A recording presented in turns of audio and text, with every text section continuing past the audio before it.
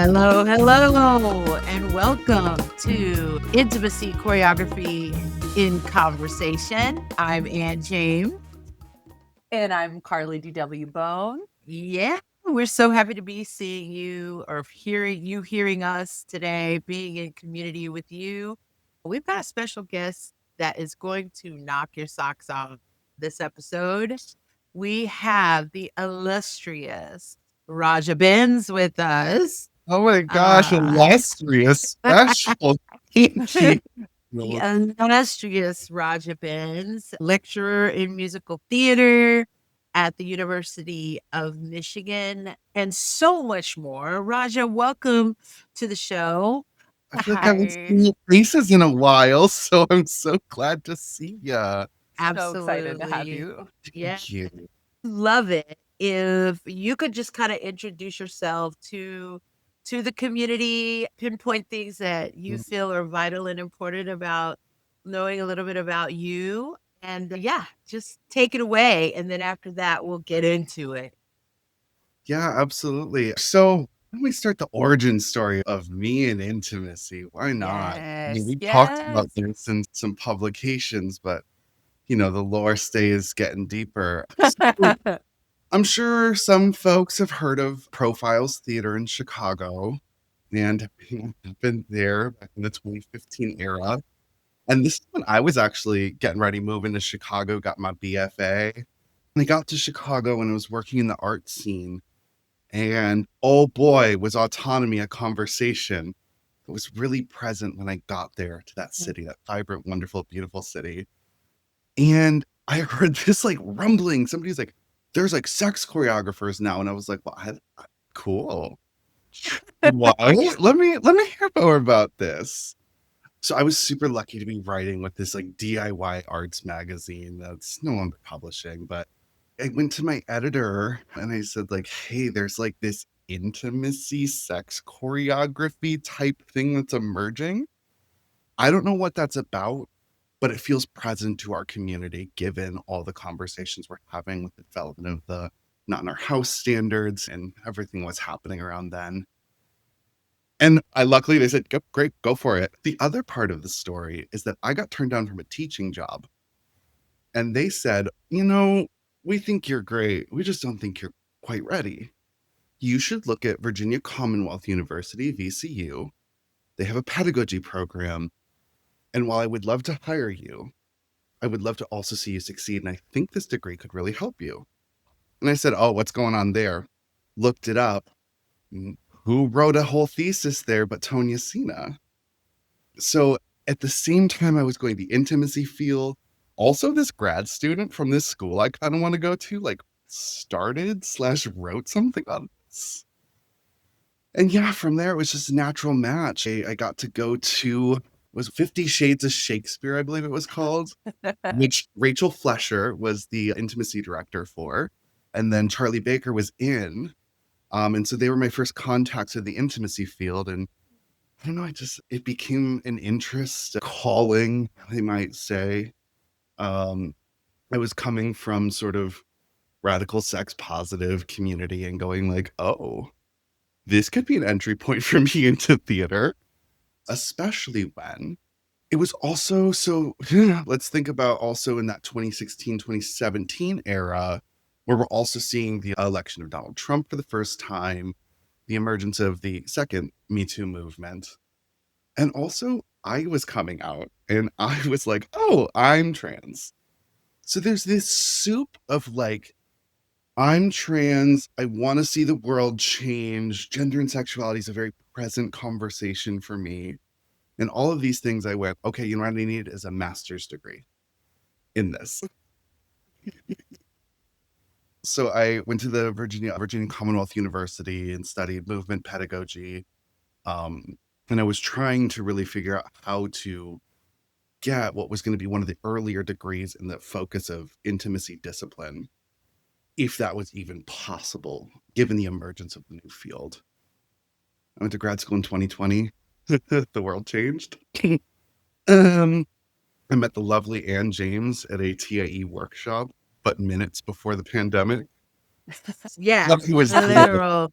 It was a Yeah. really cool meeting because, like, oh, so many people from that workshop gone on to do such brilliant, wonderful things in the industry. It was a lot. It A was a lot of good people, it bunch. really was, and there was just this feeling of, like, oh, minutes before the pandemic, I really was like, "I'm diving deep into this. This can be an area of research and focus for me," especially because the questions once again felt really emergent and sort of what was And do you happening. remember that we were at Loyola Marymount and Yes, we did some witchy shit, it's a shit. and Oh, I this is my favorite said, part. "Yeah, I'm gonna come back to this campus. We're gonna both thrive. I feel like I need to be here," just out of the blue, and I ended up getting accepted into that Sure did. program You sure did. and for performance pedagogy, and Mhm, graduated with an emphasis in Afrocentric intimacy pedagogy. And it mhm. started there. We cast a spell there for both of us. We didn't cast a spell, and you pulled selenite out of the chest. Yeah. Tell the people the truth. So Full funny. winch. Well, and it was the night before. I was feeling kinda sick during this whole thing, and there was a class. Somebody said something that did not hit my heart the way it needed to, and it was that moment where I looked at Anne and I said, "Oh, we're connected. We have a feeling." Yeah. And then Yeah. later that night, I remember just being like, "I'm in LA. I don't know anybody here. Hey, wanna be friends?" And we just, like, hung out, and yeah, and then it was the day after where you said, "Boom, selenite." It's We true. did. And look at us now. Yeah, Beautiful. Amazing. it's typical us. It's just right, like, decide it's the quintessential intimacy story for me, shifting from, like, "Do I wanna do this? Am I gonna be good enough to do this? Have I followed all the rules to be really good at this?" Versus, like, Mhm. "Oh, my people are here. My people are here, and they will hold me in my fullness." Because I am in community with people who I can have a conversation with, who I can, like, ground my inner experience with and say, like, "These I don't know if I see it that way." Mm. Mhm. And it was actually like, obviously, it was witchy magic, of course, but it was also deeply grounding because, like many early ICs, I was scared that, like, I've not always been perfect at consent, right? Right. I admit, right? All of us can admit that we could have been better at consent somewhere Mhm. because I was entering the field at the time of the Me Too movement, where also I was coming out. Mm. And a lot of the conversation was not just Me Too, but yes, all men. And I was going like, oh, that fits my heart. Interesting. I question whether or not my own learning and growing would ever take me out of the running of being good at this. Because like I wasn't socialized in a way where consent was emphasized. Like I had to learn, I had to choose to like engage in my own study. I'd be like, you're right. The world doesn't teach young boys about like consent. Not super well usually. And part of my woman could be reclaiming that and also seeing myself as part of this potential world required me to like contend with not having to be perfect in a way that like I was like really grateful for early. Mm. Cause I mean, I don't know, it's not a secret. I've been critical of like sort of this exacting, an IC could never mess this up. And I'm like, oh, we do mess up. Yes, Yeah. like, I think it's an inhumane standard to hold anybody to perfection, and, like, nobody can meet that standard, and so you're just setting yourself up for disappointment, and then you're also kind of modeling this cancellation, punishment, almost carceral, throw people away when they make mistakes. If you Right. are holding the people who do this work to that, if we're holding ourselves to that, like we got to model what we're actually holding for everybody in the room, which hopefully is like accountability with compassion. Right. How do you forgive yourself for something like that? For how Mm. you work through the past where maybe your decisions have been less consent forward in rooms? How do you forgive yourself and work through that process? Yeah, I mean, so at the root of what I believe is that we're not in the role of like fixing people. And shout out to all the wonderful people who have brought this language into my world. Um, People thrive when they have the right tools, and it is okay to look back, even if it hurts a little bit, to go like, I wish I had more tools. Mm.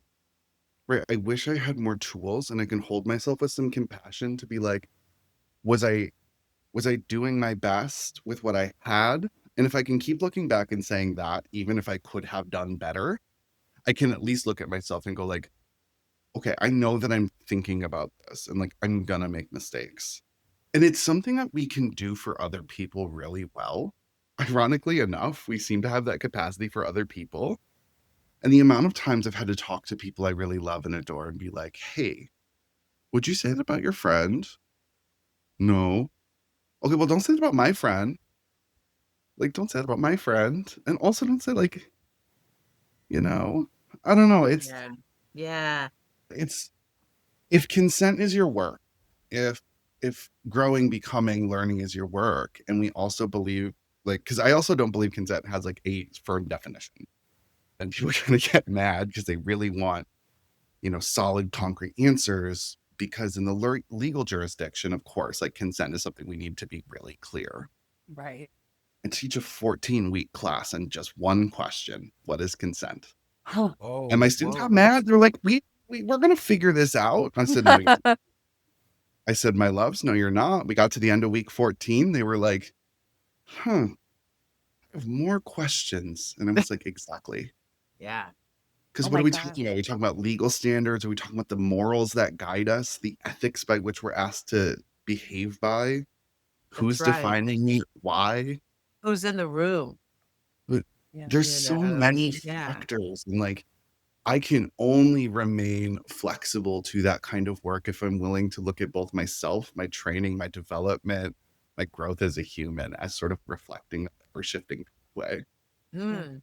I know why we trans anyways, right? Like Hey, we're always shifting and becoming. Can you bring can up consent not shift and become? yeah, I mean, Yes. I think we all are developing and shifting and becoming.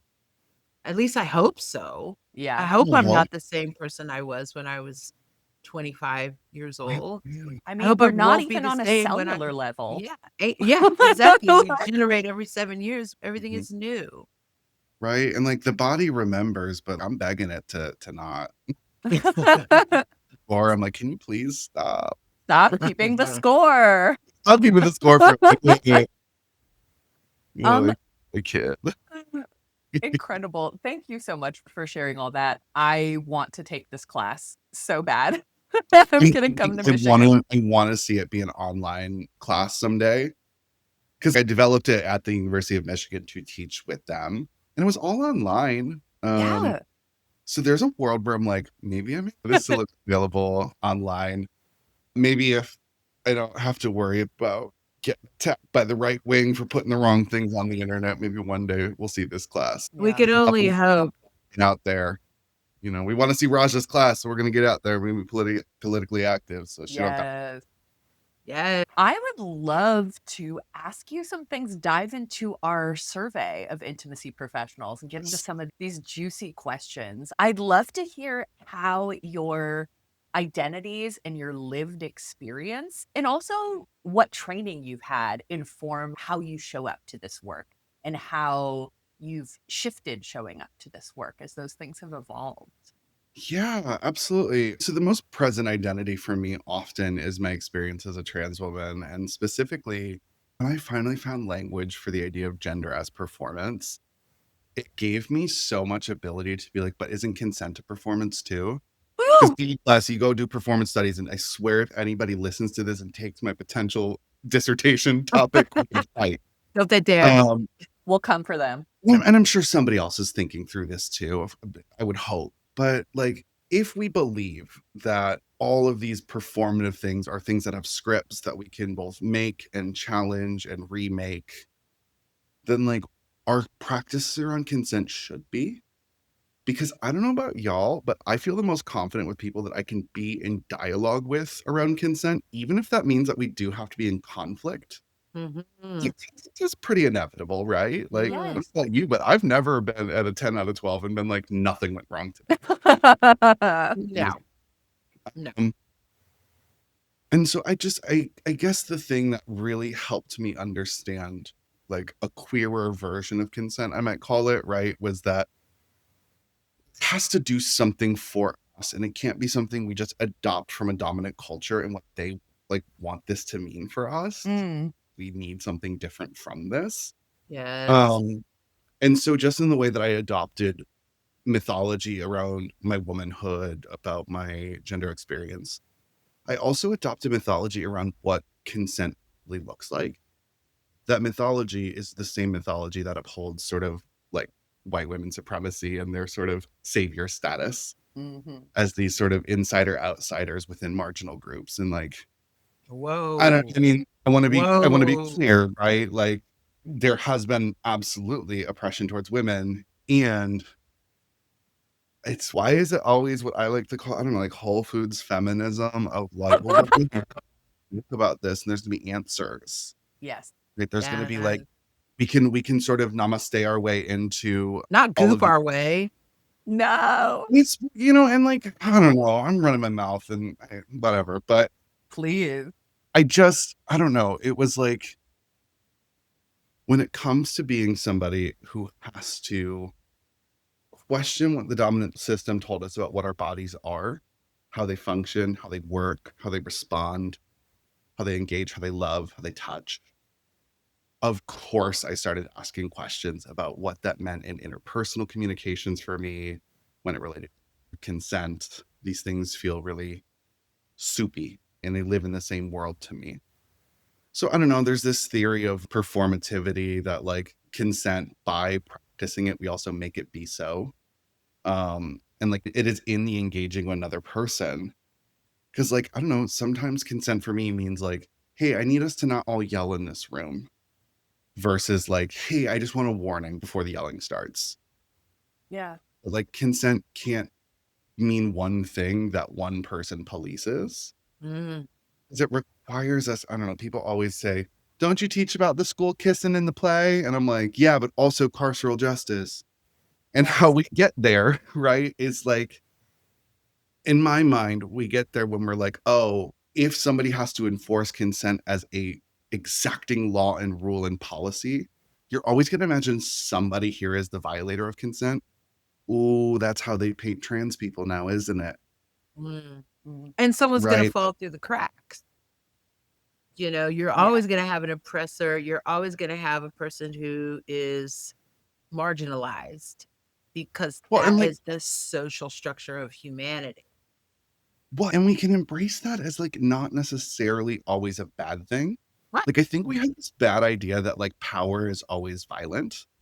I know some powerful people like y'all in this industry who like, power does not equal violence. And I think we need to like stop acting like, oh, well, if we make power totally balanced, which does not happen in a racialized, gendered society, I want to point out.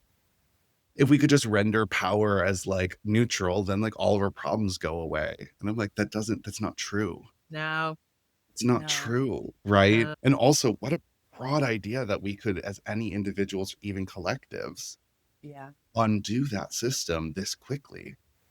So that's where, when I sometimes talk about like what does it mean to be like a harm reductionist queer lens, this is kind of what I mean, right? I am in a non-consensual relationship with the gender binary, but it doesn't mean that that always has to inflict violence, Mm. because then I have no escape from violence. Right. Then you're And like, this constantly is, in a state of violation, and and like, that's I don't not know about you, but sustainable. I don't want to feel like everything about my existence is always being in violation to a dominant culture, Yeah. because the whole point is to poke holes in it. And Yeah. also, and people get mad at me about this one, this is my hang up about bell hooks. I'm sorry. In her lifetime, to my understanding, and if I get fact checked on this, she also talked about trans women as embodying gendered violence because of their adopting of femininity. Mm. There is probably almost definitely more to this. So I'm not going to equate this only to bell hooks, but there is a line of thinking I know of that I experience pretty daily, Mm. of people also being like, yeah, transcend the gender binary, but also every marker of femininity on you, that's patriarchy. And I'm, is it? Mm. I don't know. It sits hard with me to like sometimes wonder these sorts of questions that are really big.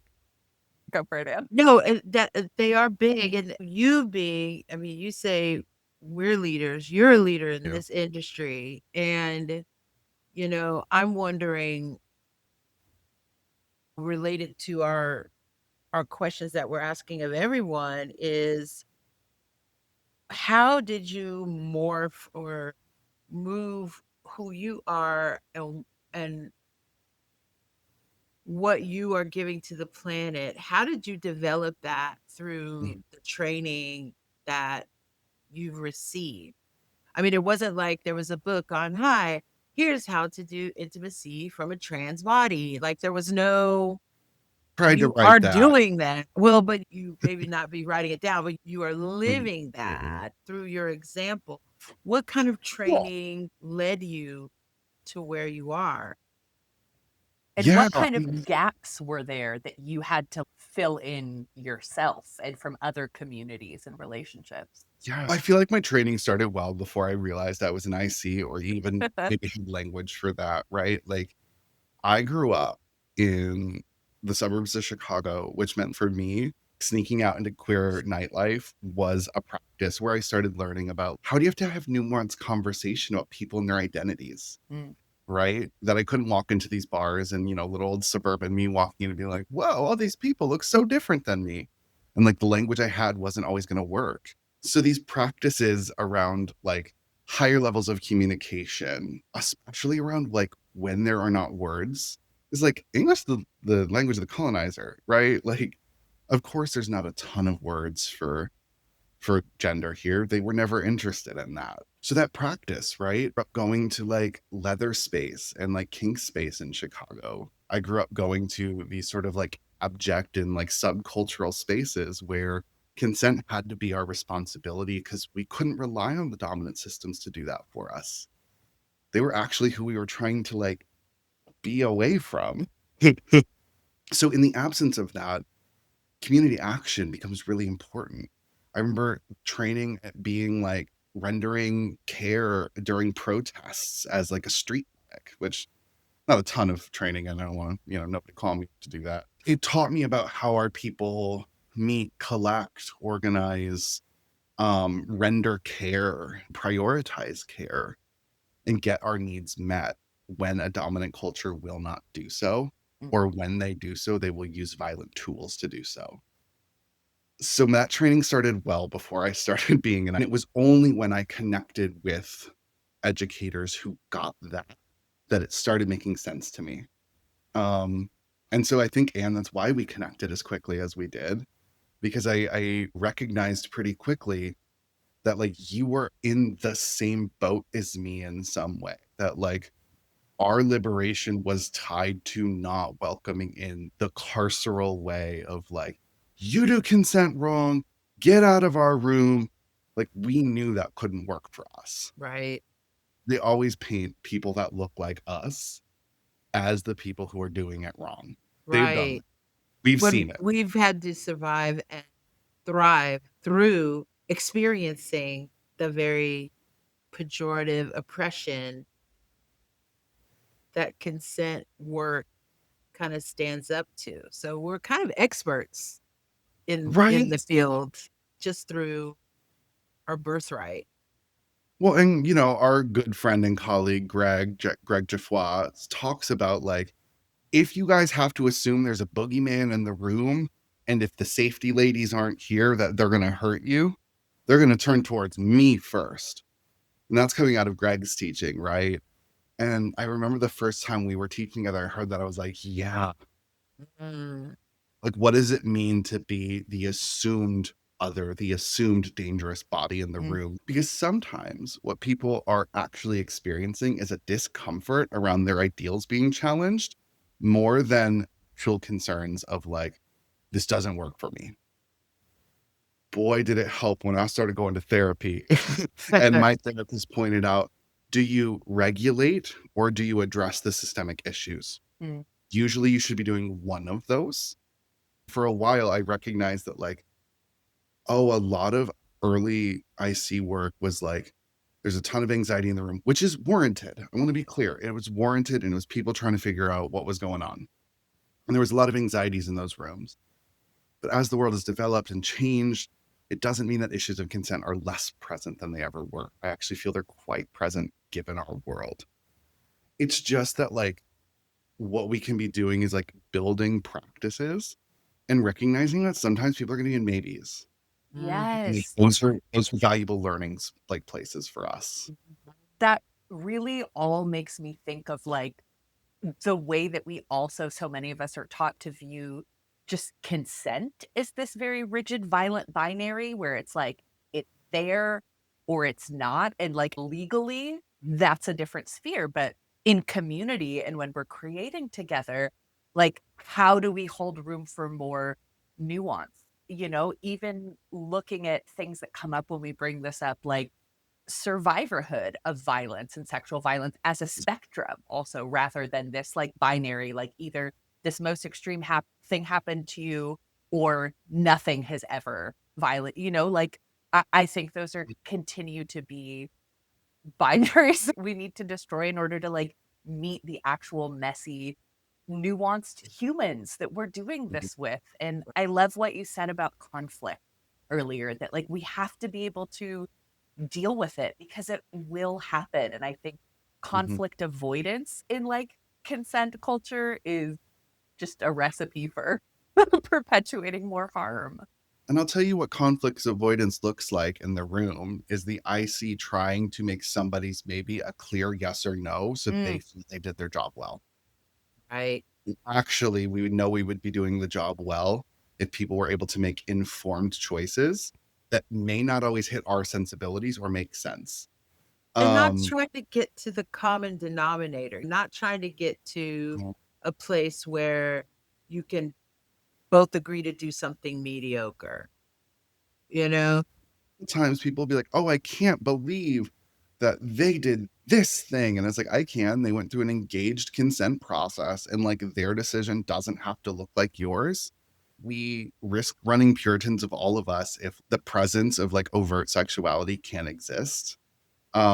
Also, I think we associate pleasure and like pleasure being in the room as like, oh, we're not really doing the work. Like this work has to be devoid of pleasure to be mm, consensual. Right. Just I Right. don't feel that way. Like I I don't feel actually that way. really want a process where Yeah, same. I can feel like we can talk about what's going to feel good in this scene as opposed to how do I make sure that I stay away from all the landmines that are Right. here? Because that's how people talk about trans people too. Mm, The first question I always get, "Oh, well, how do I not offend anybody?"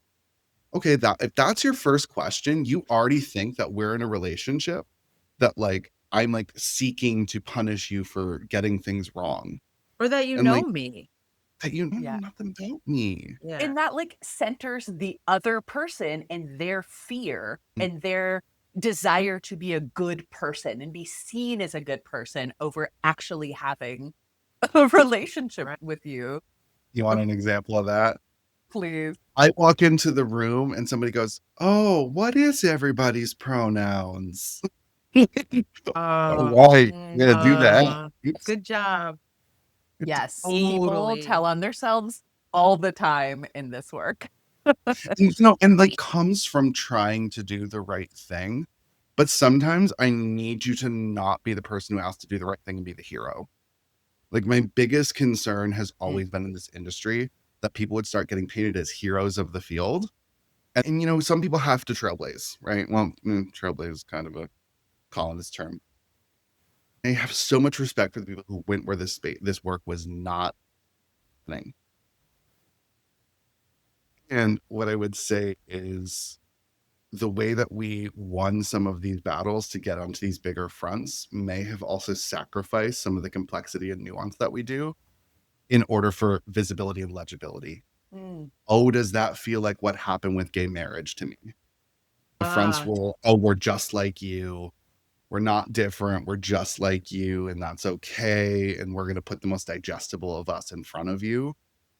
Like, I think that it won some short-term battles, but it has made the current rise of anti-trans, like antagonistic behavior it's kind is of actually backfired. right? When they decide that like the trans people are gross and disgusting and it's just going to be the most gross and disgusting ones they're going to go after, like they're going to come for me first, but they're coming for you next, doll.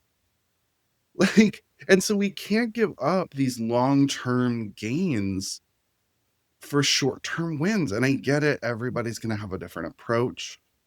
Everybody's got to be doing work in the different way. I just feel that my calling is getting people to see that like there are queerer ways to think about consent, right? Like a binary, never. I can't with a binary. If I see one, I want to smash it. I want a lot of people who listen to me. If you see a binary, I dare you to smash it. It doesn't mean that it can't come back if it's useful, but most of the time it's not. Hi everyone, I'm David Gonzalez, co-producer here at Intimacy Choreography and Conversation. That wraps up part 1 of our incredible conversation with Raja Benz. We'll be back with part 2 where Raja goes even deeper, from centering pleasure in choreography to their work at the University of Michigan and the students that they're inspiring. You won't want to miss it, so be sure to like, follow, and subscribe so the next episode is waiting for you as soon as it drops.